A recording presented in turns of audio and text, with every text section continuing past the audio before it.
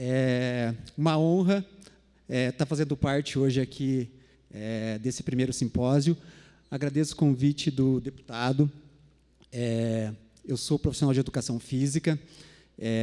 Não é muito comum ver profissionais de educação física fazendo parte de palestras em relação a transtorno do neurodesenvolvimento. Então, eu também represento os meus colegas que trabalham sobre a perspectiva da análise do comportamento aplicada, junto com o exercício físico, para tratamento de pessoas neurodivergentes, incluindo o TDAH. Os meus colegas já explanaram um pouco sobre o que é o TDAH, né? Então, o TDAH é uma condição neuropsiquiátrica que afeta crianças e adultos. E em relação ao tratamento, né? Existe o tratamento medicamentoso, que a doutora Flávia repassou, que a colega aqui passou também, o tratamento comportamental, e eu trago para vocês aqui hoje também, como parte do tratamento para pessoas com TDAH, o exercício físico.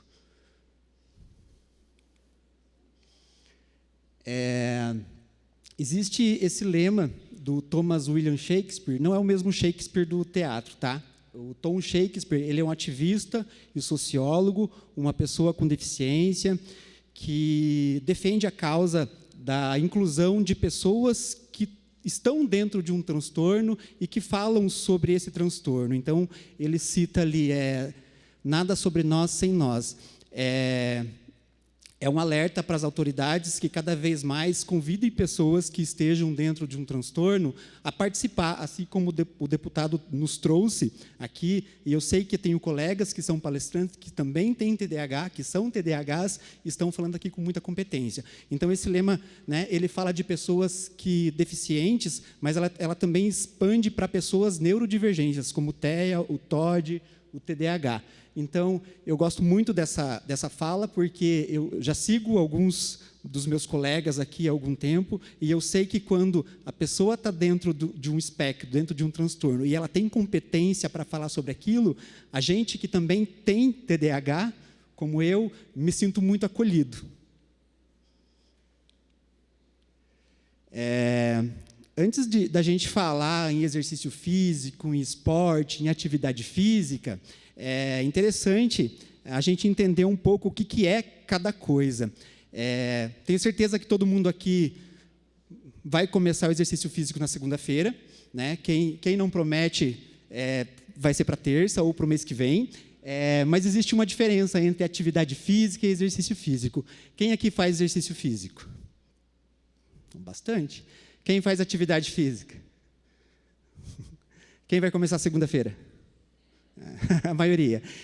Pessoal, eu trago esse dado da OMS porque existe uma diferença entre atividade física e exercício físico. Então, às vezes vocês vão ver escrito atividade física e, às vezes, vocês vão ver escrito exercício físico. Então, existe uma diferença entre o que é um e o que um é outro. E por que a Organização Mundial da Saúde ela fez essa mudança alguns anos atrás, né? O aumento de casos de obesidade devido ao sedentarismo foi uma coisa absurda nos últimos anos. Então, em meados de 2018, eu não lembro a data correta, tá? Mas o ano de 2020 ajudou a separar essas duas condições. Porque antes, a Organização Mundial da Saúde ela incentivava as pessoas a fazerem exercício físico. O que é o exercício físico? O exercício físico é um exercício, uma atividade programada, rotineira, que você se programa. Segunda, quarta e sexta, às 7 da manhã, eu vou correr no parque. Esse é um exercício físico. Ele sendo orientado por um profissional de educação física ou não. Você destina aquele tempo para você se exercitar. Esse é um exercício físico, tá? E antes, né, nos termos, né, nas diretrizes, só era válido quem fazia exercício físico. Aquele que fazia atividade física era excluído, né? Não se existia esse incentivo. O que é atividade física? Atividade física é qualquer atividade motora que você exerça grandes músculos e que você saia da inércia, né? Um exemplo, se eu moro a 3 quadras do mercado e eu costumo ir de carro, mas nesse dia eu vou a pé e volto a pé e levo 10, 5, 15 minutos, essa é uma atividade física.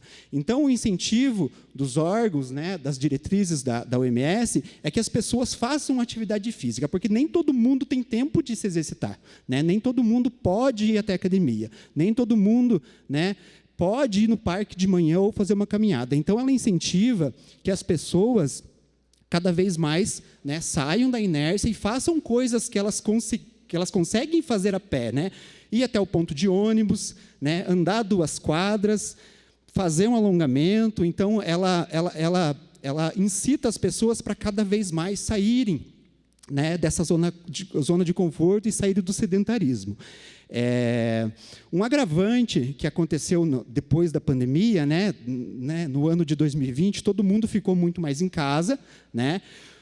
Logicamente que todo mundo apavorado com as questões em relação à saúde. Então, nesse ano, houve um aumento de pessoas mais sedentárias ainda. Aconteceu o contrário, né? Agora, com mais tempo, eu vou me exercitar, né, mas não podia sair de casa, e vou fazer isso como? Né? Dentro de casa. Quem não tem muito conhecimento do que é atividade física, exercício físico, às vezes limita-se a só entender que o espaço para se exercitar é na academia, mas não, né? Existem formas de você se exercitar até dentro de casa. No site da OMS tem uma cartilha muito vasta sobre atividade física, exercício físico, as recomendações, tudo muito bem detalhado. Depois, quem quiser também, eu posso encaminhar, né? Então, aqui eu trouxe essa diferenciação só para vocês entenderem, né, o que é atividade, o que é exercício e o porquê que ela fez essa mudança. Por quê? Porque ela incluiu nessa cartilha, e depois dessa atualização, público especial, né? O público especial, ele não é só o deficiente físico, ele não é só o idoso, ele abrange também pessoas com transtorno do neurodesenvolvimento, incluindo o TDAH. Então, na página 46, 44, lá, ele tem uma recomendação de exercícios para esses públicos, né? A diferenciação do que é recomendado para a classe em geral e para esses públicos. Se vocês forem olhar, não se assustem, né? Porque as recomendações lá, às vezes, mesmo a gente, né, eu que me exercito às vezes todos os dias, eu não consigo cumprir com aquela carga horária que eles recomendam lá. Um exemplo é que uma criança de 5 a 7 anos, não lembro muito bem, é que ela faça pelo menos 1 hora de exercício físico diário, de moderado, de força, né, a mais intenso. Então, esse recomendado por conta do agravante de casos de sedentarismo e obesidade na população infantil, né? A colega trouxe aqui agora há pouco o uso de telas, né, exacerbado. Eu acho que a tecnologia veio para ajudar muito a gente, mas, ao mesmo tempo, ela tem nos deixado muito em zona de conforto. Um exemplo disso é a Alexa, né, que todo mundo tem. Pelo comando de voz, você liga a TV, liga o rádio, e você não levanta para ir até pegar o controle para apertar um botão. Outra tecnologia que veio aí, que é maravilhosa, que inclusive eu gosto, mas é o aspirador robô, né? Então, às vezes, você fica 5 minutos ali passando o aspirador na casa, mas o robô te substitui, mas aí você fica na inércia, né? Daí a gente aumenta os casos de sedentarismo. TDAH e atraso nas habilidades motoras, né? Relembrando, né, as colegas aqui repassaram, né, em relação à aquisição de habilidades de pessoas com TDAH, né? Eu vou falar exclusivamente em relação às habilidades motoras. 30 a 40% de crianças com TDAH apresentam déficit nas habilidades motoras básicas. As habilidades motoras básicas, elas se referem às habilidades que a gente percebe em crianças em idade escolar. Correr, saltar, chutar, pular, arremessar. Essas habilidades na educação infantil, vou falar especificamente em educação infantil, que é o meu campo de maior atuação, elas são visíveis na maioria das crianças com TDAH, mas grande parte dessas crianças com TDAH, a gente não observa um déficit motor quando você vê ela se comportando em ambiente livre, na hora do recreio, por exemplo. Ela sobe, ela desce. Ali a gente não percebe que ela tem um atraso motor. Mas, na aula de educação física, o professor Percebe, mas nem sempre o professor consegue suprir aquela demanda. Então, eu vou falar para vocês 2 características de crianças com TDAH, uma que tem atraso motor e a outra que não tem atraso motor, mas que ela pode ficar aquém dos pares por conta dos sintomas de desatenção e hiperatividade, né?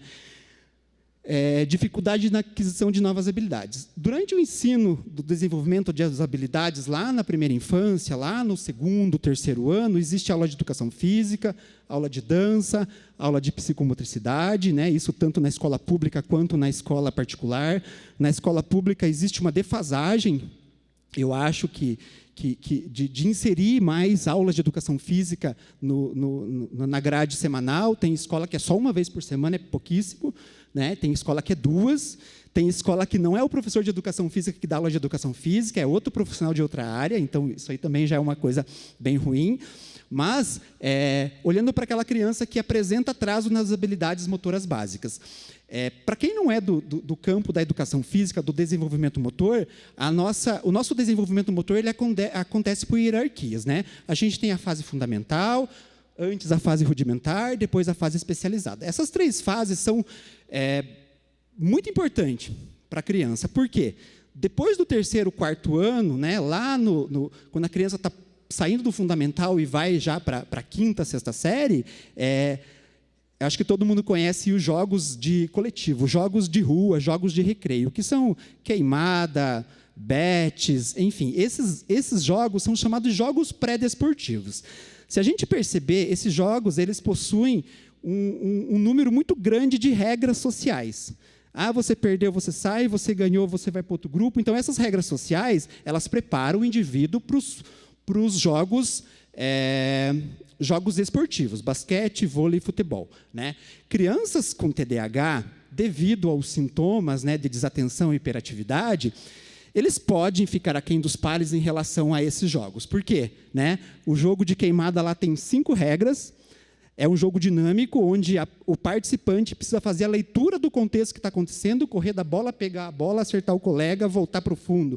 Então, essas regras, elas capacitam, né? Elas ensinam as crianças para depois, para os jogos mais estruturados. O que acontece com uma pessoa com TDAH? Né? No ambiente coletivo, nessa aula de educação física, nessa hora do recreio, possivelmente a gente não consiga perceber, né, as limitações e os déficits dessas crianças. Por quê?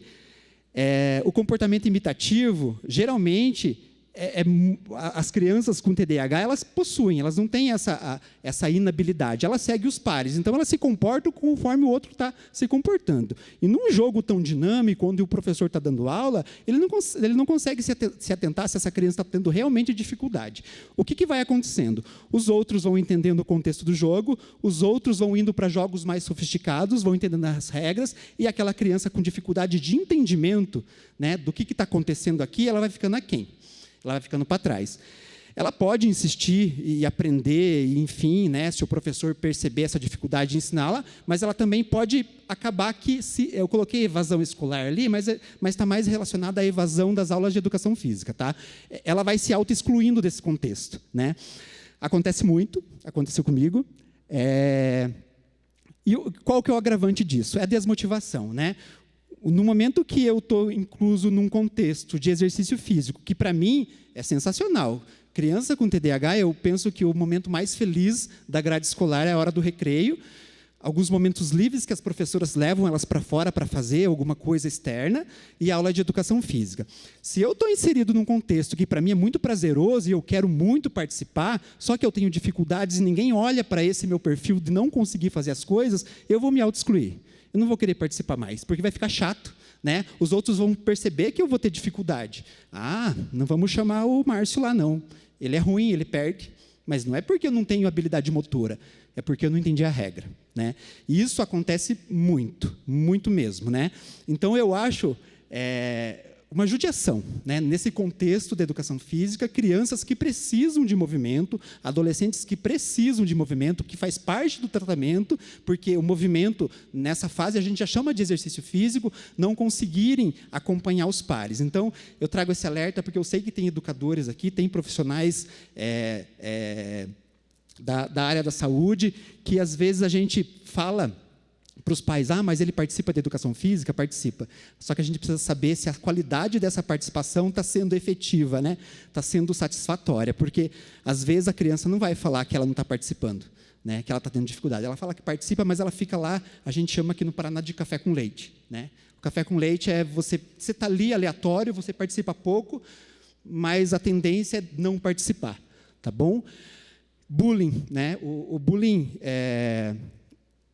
eu não tenho muita experiência para falar sobre outros aspectos do bullying, mas eu sei que nas aulas de educação física, né, por ser um ambiente mais desestruturado que a sala, porque na sala de aula o professor consegue fazer uma leitura de comportamento muito melhor, porque as crianças estão enfileiradas, sentadas, né, ela consegue perceber se uma outra criança levanta, então ela chama atenção.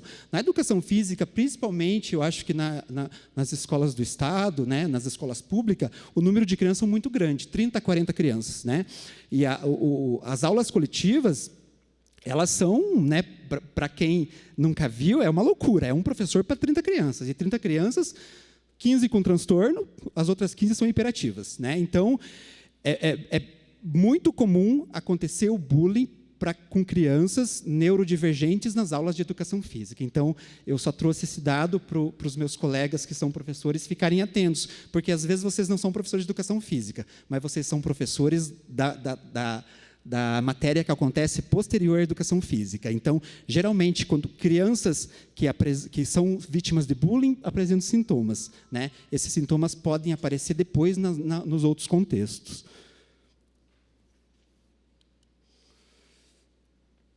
Bem, eu ouvi a colega falando aqui sobre o tratamento, eu fiquei bastante feliz com uma fala. Eu trabalho com crianças com transtorno, né, do neurodesenvolvimento, com TDAH, com TOD, com TEA. A gente sempre fala em exercício físico, a gente sempre fala no tratamento medicamentoso, e eu penso que o tratamento medicamentoso hoje ainda é uma barreira para a família aceitar. Né? Eu tive um diagnóstico bastante tardio, e quando você nos trouxe que a questão medicamentosa, se for mais ou menos isso, né? Se for para escolher entre a intervenção clínica e o medicamento gera mais efeitos. Hoje, ainda, a gente tem, por falta de conhecimento em geral, a tentativa dos pais não inserirem a medicação mesmo após o diagnóstico. 1 minuto, meu Deus. Eu trouxe os principais benefícios em relação ao exercício físico. Vou pular aqui, tá? Mas o exercício físico, ele promove muitas coisas no organismo, principalmente a liberação de neurotransmissores dopaminérgicos, né? A sensação de bem-estar que o exercício físico promove após você ter se movimentado é enorme, e eu acho que é parte do tratamento de pessoas neurodivergentes, né? Eu sou praticante, eu sou um esportista, o exercício físico, para mim, ele tem um benefício tão eficaz quanto...